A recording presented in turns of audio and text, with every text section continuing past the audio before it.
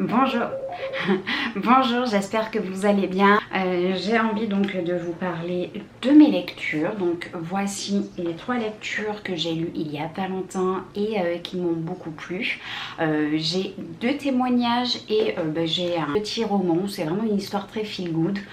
Il a été écrit par Lorraine Fouché. Je vous en ai parlé à plusieurs reprises au cours de toutes mes vidéos. C'est vrai que voilà, j'ai vraiment eu un énorme coup de cœur pour cette autrice. J'ai découvert cette autrice grâce à ce livre, donc c'est À l'adresse du bonheur. Ça raconte l'histoire finalement d'un monsieur qui a habité pendant toute sa jeunesse dans une maison en Bretagne. Et une fois devenu adulte, en fait, il se rend compte que sa maison d'enfance est de retour sur le marché de l'immobilier. Il souhaite racheter cette maison, mais malheureusement, elle vient juste à peine d'être rachetée par des nouveaux propriétaires quelques jours avant finalement qu'ils puissent la racheter.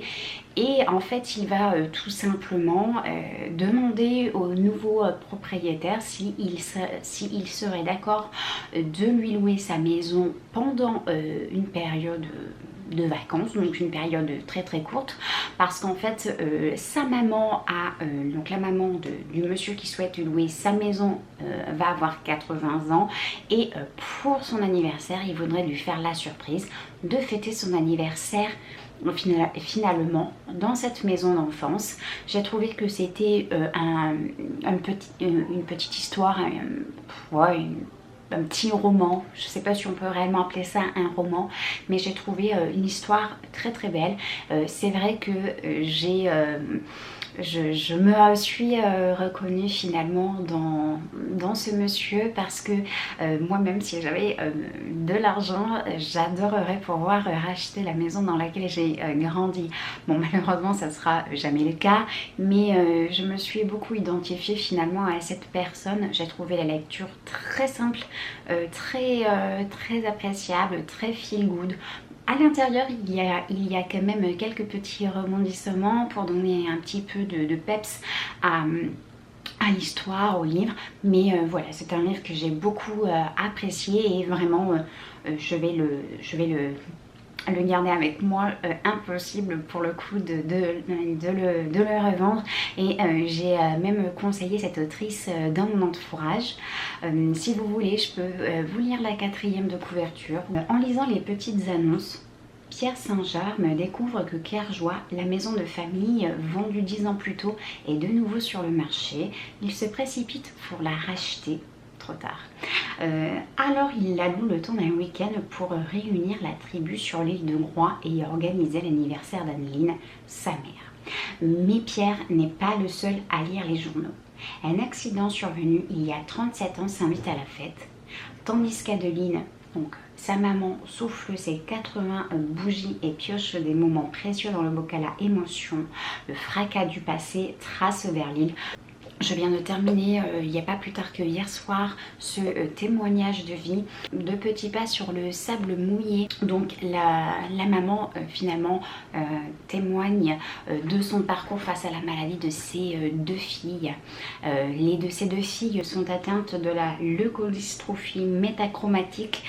Alors je ne vais pas trop rentrer dans les détails parce que concrètement je ne sais pas trop à quoi correspond cette maladie. J'ai beaucoup aimé ce témoignage parce que même si l'histoire est très très triste, elle est quand même très très bouleversante parce que on s'aperçoit tout au long de ce récit que sa fille Thaïs, âgée de 2 ans, garde toujours le sourire. Elle est toujours très heureuse malgré tous les malheurs qui puissent lui arriver. Et ensuite dans le livre, la maman nous raconte aussi qu'elle est enceinte de son 3e enfant et malheureusement le sort va s'acharner sur cette famille parce que son dernier enfant, son petit bébé, est aussi atteinte de cette maladie. elle pourra malgré tout retarder les effets de la maladie sur son troisième enfant, pardon, parce que les symptômes et la maladie sera pris à temps, mais ça va quand même laisser des séquelles sur ses enfants.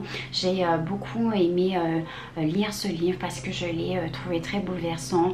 J'ai beaucoup aimé aussi tout l'amour que le livre reflète, et que même si par moments on peut perdre espoir dans la vie, qu'on peut s'apitoyer sur notre sort, finalement en lisant ce livre ça nous ouvre à une autre façon de penser et à une autre façon de voir la maladie, parce que même si la petite est très malade, ça ne l'empêche pas finalement de trouver des moyens en sa possession pour réussir à se faire comprendre du mieux qu'elle peut. Voilà, j'ai vraiment apprécié ce livre. Comme pour l'autre, je vais vous lire la 4e de couverture.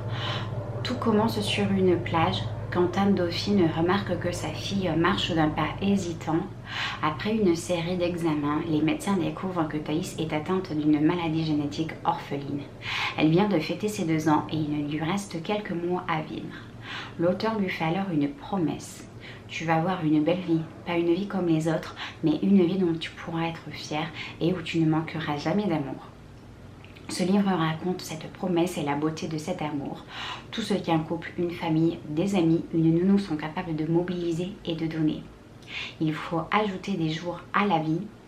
Pardon, il faut ajouter de la vie au jour lorsqu'on ne peut pas ajouter des jours à la vie. Vraiment, j'ai vraiment beaucoup apprécié. La personne qui m'a conseillé ce livre a fait un carton. J'ai adoré ce livre. Et on va terminer encore une fois avec un témoignage. J'ai regardé la nuit tombée de Lolita Chama. C'est tout simplement encore une fois un témoignage. Je pense que vous devez vous rendre compte que j'aime beaucoup les témoignages. Donc pour ce livre-ci, ça raconte finalement l'histoire d'une maman. Elle a 2 enfants, elle a un enfant qui est un petit garçon, et donc elle est enceinte de son 2e enfant qu'elle va appeler Kolia, et en fait elle raconte à l'intérieur de ce livre finalement son parcours face au deuil périnatal, j'espère que je dis pas de bêtises. Et vraiment j'ai trouvé ce livre très bouleversant. Je l'ai lu très rapidement. J'aime beaucoup la façon dont est imprimé ce livre. Je l'ai lu très rapidement. Je vais vous lire vite fait la 4e de couverture. Tu devais être là mais tu n'es pas là, et dans cette béance absolue de ton absence, mon petit garçon, j'ai décidé que tu étais là, que tu prenais ta place jour après jour. Kolia, je parle de toi au monde près de moi, à ceux qui ne te connaissent pas. Je parle de toi au vent dans les arbres, au bleu du ciel, à la mer salée, aux fleurs de printemps, à la terre gorgée de toi, et je suis là. Dans cette douleur insensée de ta perte, je t'ai rendu la vie, une certaine vie à l'intérieur de moi. Je parle de toi car je crois à l'immense force que tu m'as donnée. J'ai 2 enfants, un dans le ciel et un sur la terre. Vraiment, j'ai adoré ce livre, encore une fois, d'une pudeur, d'une beauté. Voilà, j'adore ce type de livre. Je vous laisse ici parce que je n'ai plus de batterie sur ma carte, sur mon appareil photo. Je vous mettrai les liens directement dans la barre d'informations. Je ne vous ai pas trop parlé en détail des livres parce que ça vous permet à vous de faire votre propre recherche de vous-même sans que je vous spoil le livre d'une manière involontaire. Voilà, en tout cas, moi je vous laisse ici. Je vais mettre ma batterie à charger. Je vous fais des gros bisous. Merci d'être encore nombreux sur ma chaîne. N'hésitez pas à me laisser des petits commentaires, ça me fait toujours plaisir de vous lire. Et voilà, maintenant je vais vous laisser ici. Prenez soin de vous et à bientôt.